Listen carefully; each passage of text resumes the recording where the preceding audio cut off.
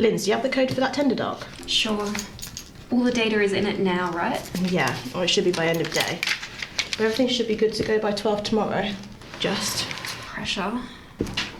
Please tell me the tender doc is ready. it will be. Well, it needs to be. The deadline for the tender is tomorrow 12, right? And you are both nearly done with it. Oh, we have another priority now. It will be fine because we are so close to finish the tender doc. But this also needs to be done for tomorrow. EOD, that means end of day. We need to base our calculations around the new guidelines the board has set. So everything, including the new tender, needs to be recalibrated. But it's taken us a week to sort out the data and to format the supporting software. And it's in line with the company policy. I mean, the board were fine with it last week. Can they change a policy like that? Yes, they can. The board has said that everything going forward needs to be in line with the new approach to data. I want this current tender project to be in line also. So they will be really impressed by us. Should just give me the code first. Like this team, possibly your organisation is trying to do more with its existing resources. Maybe it thinks that your main competitor's capacity has suddenly been improved by AI. Possibly, it really is a new set of market research that shows a completely different set of demands for your target market. Or global trends have suddenly and dramatically sent your costs through the roof. So your management team see that new bases need to be covered. They say that to survive and just to compete, you're going to have to do more. You are going to have to work smarter, stay agile. They benefit sell, saying things such as, this will improve your life 3 months down the line, or this is an opportunity for you, or this will make life so much easier for your colleagues. What this means for the individual is that you have another priority to handle. It probably also means that what may have once been a clear strategic approach with clear strategic underlying principles is suddenly rather murky. It certainly means that you have conflicting demands. And if one of your new directors is all of a sudden taking a keen interest in your work, then we have a micromanagement issue. All of a sudden, we have a perfect storm ready-made for helplessness, anxiety, imposter syndrome, and all of a sudden, burnout is on the cards. Burnout, stress, that drowning feeling of being overwhelmed. Or for your managers, they are quickly feeling that events are very rapidly outstripping their capacity to act.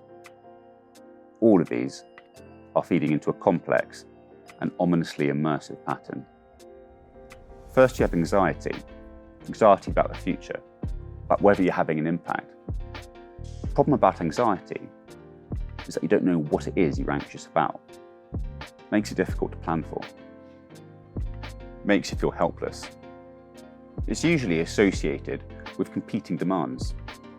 You might find yourself having to justify, under pressure, something your boss has only just briefed you on and you don't fully understand.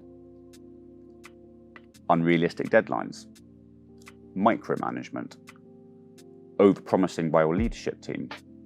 All of this is underpinned by the sheer pace of change, or rather the pace at which work piles up. Add to that the existential threat that many of us in society and in business feel.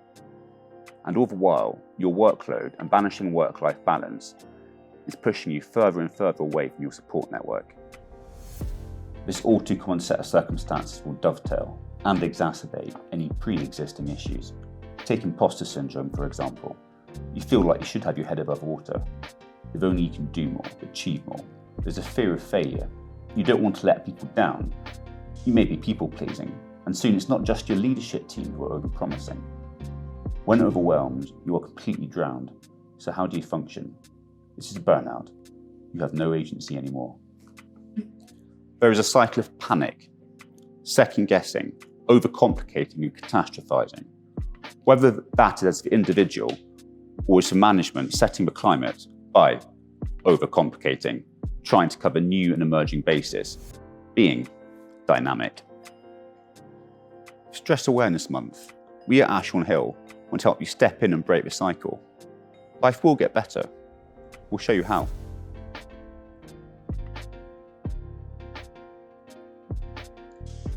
it's a cycle, it fulfills itself. And the same is true of a healthy and robust work atmosphere, where the demands are well managed and kept in a clearly delineated context.